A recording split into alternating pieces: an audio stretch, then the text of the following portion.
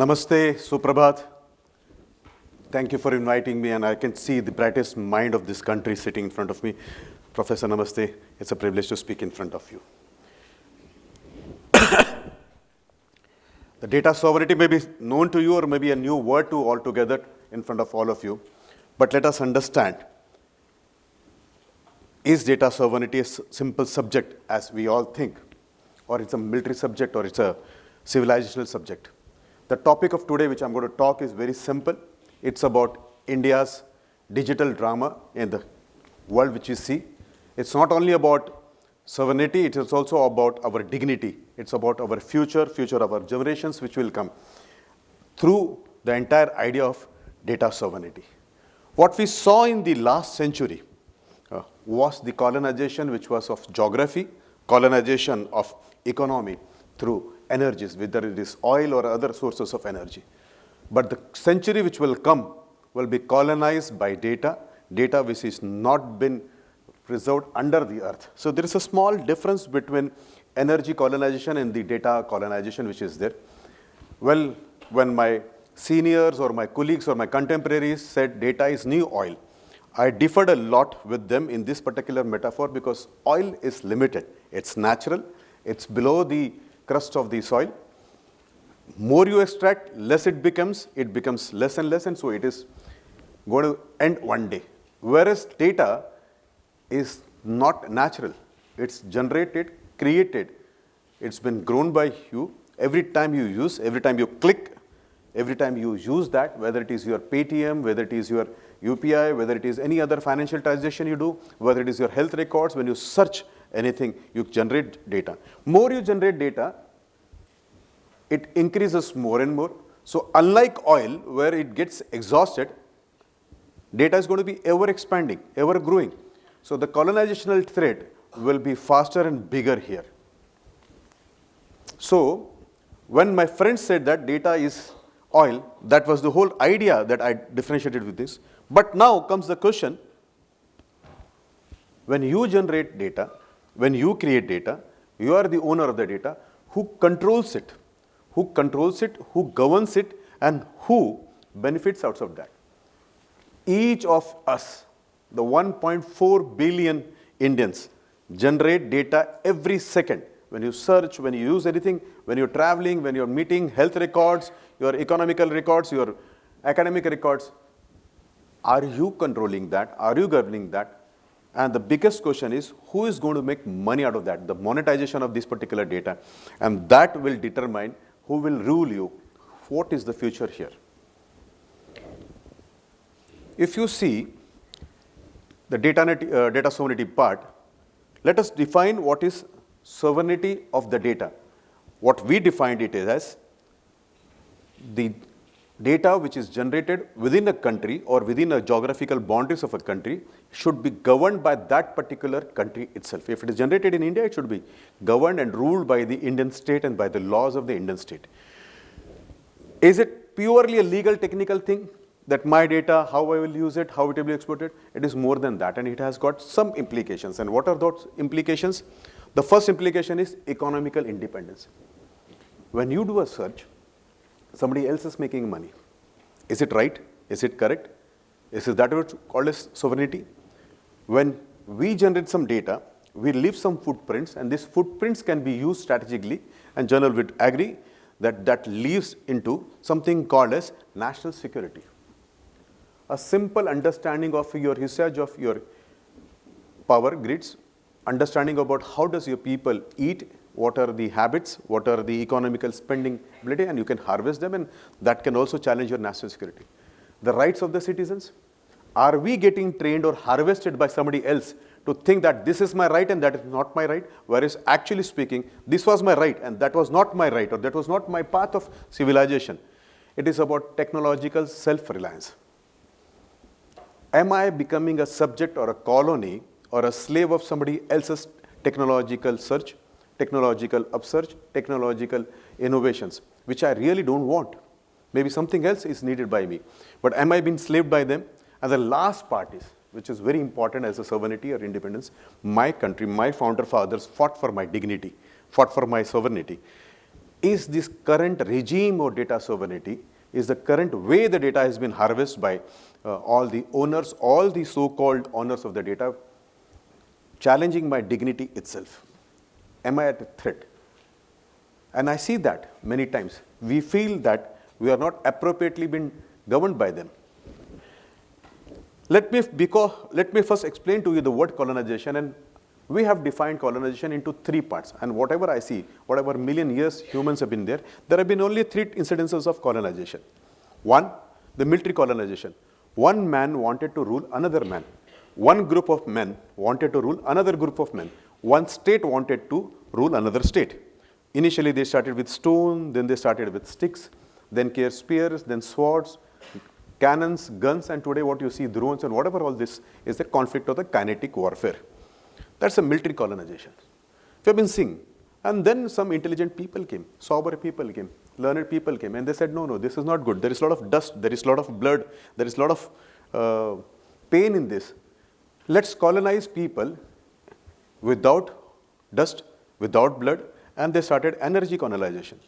One state started dictating another state how to use oil, where to buy, where to sell, how much to use, how much not to use, which one to use, which one not to use. Buy from there, buy from me, otherwise you will be governed, you will be sanctioned, blah, blah, blah. So the entire shift from kinetic warfare went to an energy colonization. But in the last few decades, a new type of warfare, new type of colonization has come on this planet, and that is data colonization. Very simple, beautiful. Sitting in an air-conditioned room, no dust, no pollution, no sound, no decibels.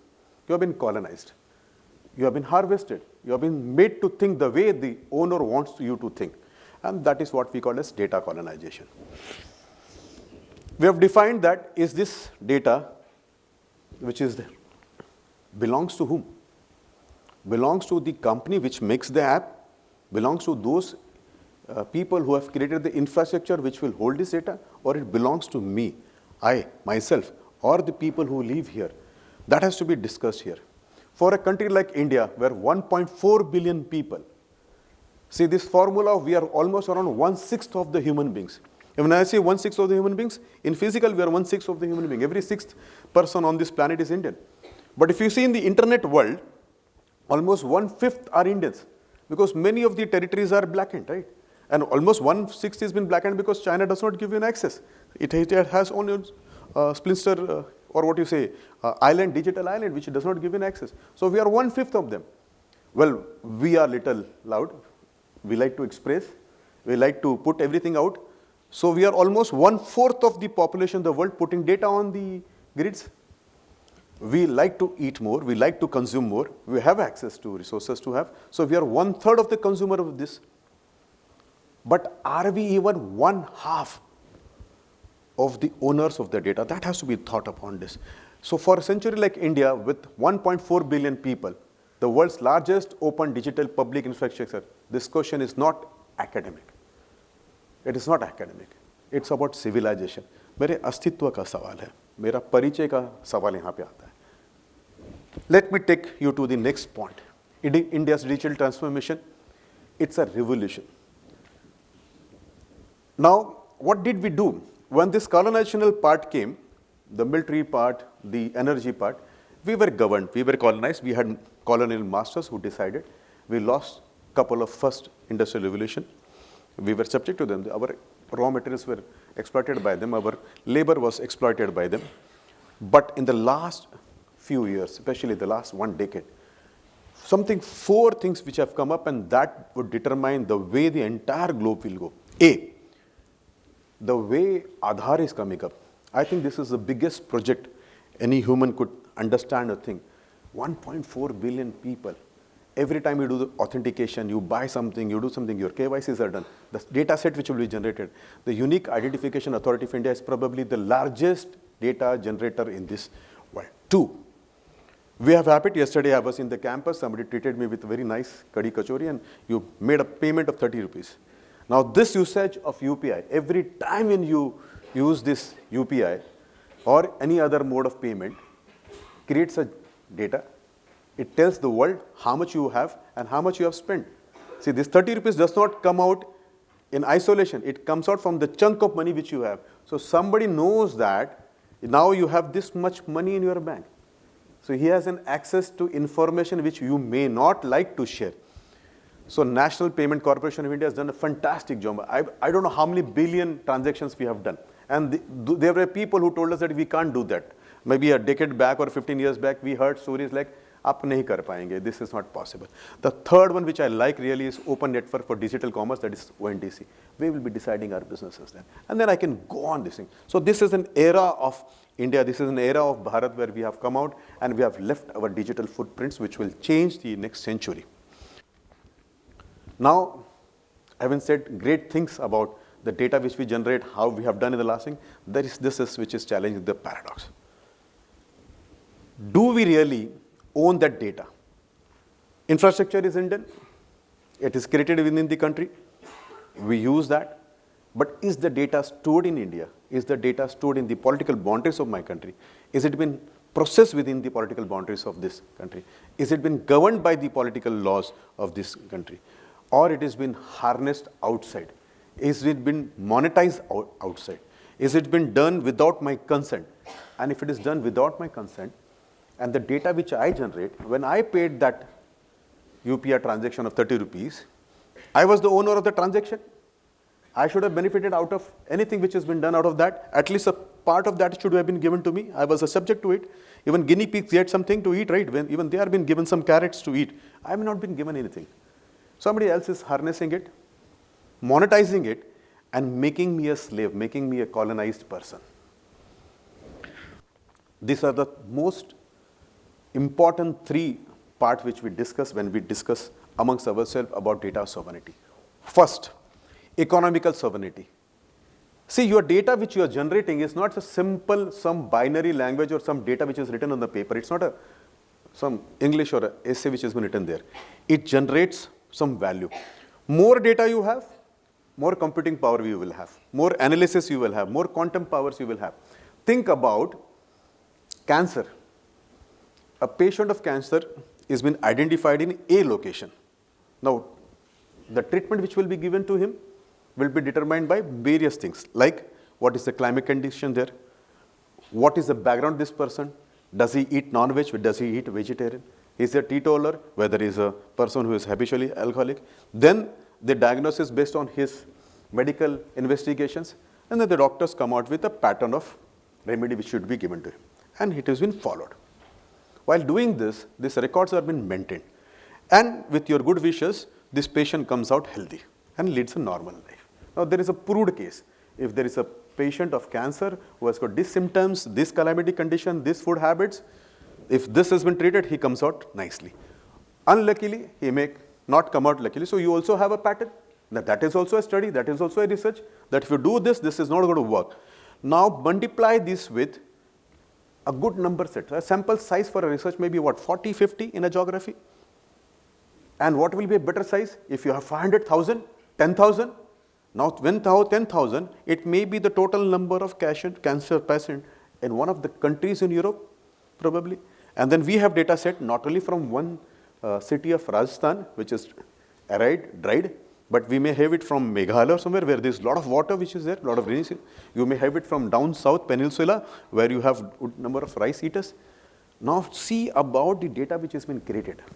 And this data will help pharma companies to come out with new medicines. Data of my patient, is he getting benefited after that? Will that pharma company pay a single penny out of their profits?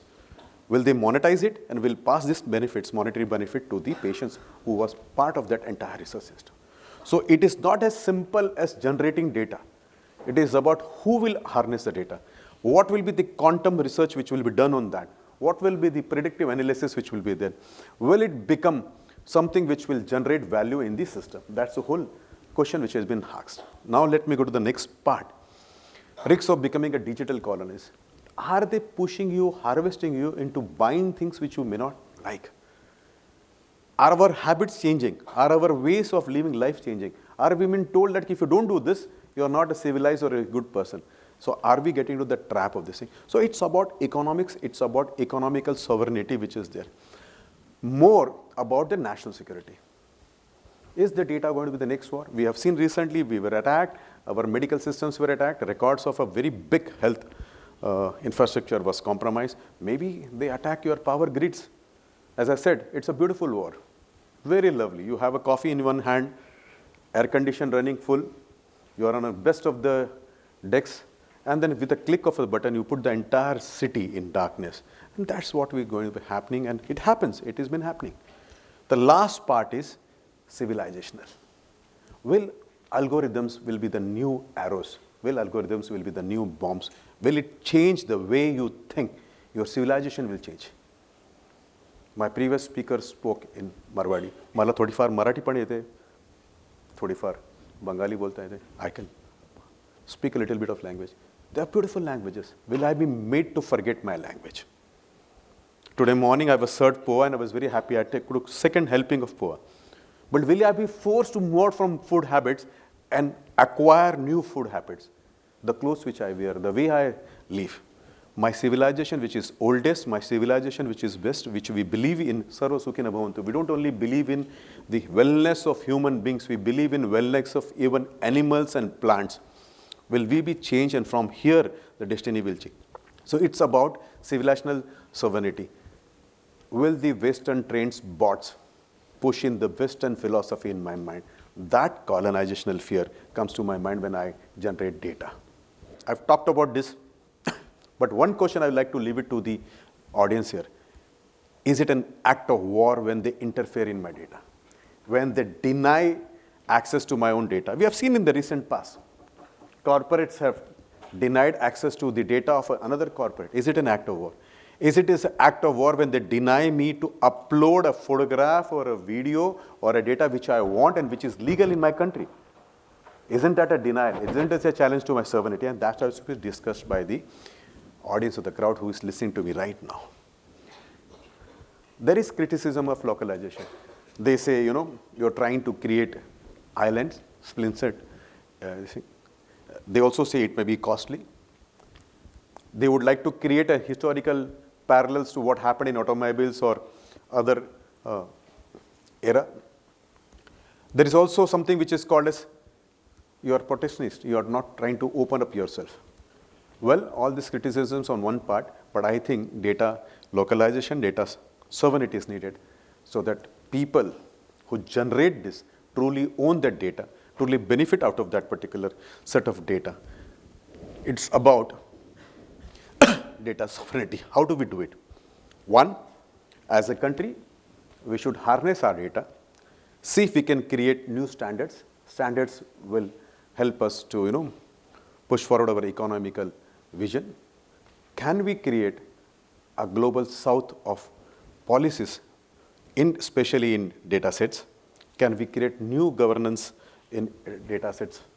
Can we be the pioneers who will harness the data for the benefits of humanity, share the benefits of this with the original humanity? Can we have laws which will determine what is called as privacy, which is not privacy? Can we have laws of holding a right to delete the data which we generate, the right of forget? Can we determine who will benefit from the entire era? I wish we as a country have a vision which is not only a tool, it is also seen as to be an economical arm. The entire vision is to create a situation where students, next generation understand that creating data is not your responsibility. But once you create a data, you should own it. Any research which is done out of that, any monetization which is done out of that, should be done with your permission, and you should be beneficiary of that. I wish that old saying which I heard from one of my seniors comes true, and he speaks about a Sanskrit slok. Maybe I will try to pronounce that. Ashwaneva, Gajaneva, Sihaneva, Chaneva, Ajat Putra Balidata, Devo Durbal Gataka. The mantra says that a horse is never even sacrificed on the altar of God. He is useful. Elephants are not sacrificed on the altar of God because they are huge, big. And Sihaneva, Chaneva. You can't think about sacrificing lion predators like tiger and all because they make bounce back. The second last line explains Who is to be sacrificed? Ajatputra. The goat, sheep. There is an old saying in Hindi, "Bakre ki maa kab tak khair manayegi." The last line of the shloka is very important. Devo durbal ghataka. Even gods dislike who is weak, meek, and not powerful. So if you want to survive as individual, survive as a nation, survive like a civilization, you should be powerful and nobody should dare to look at you. And I hope the message of data sovereignty has been shared with you. Thank you very much for inviting me to speak here. Bharat Mata ki jai.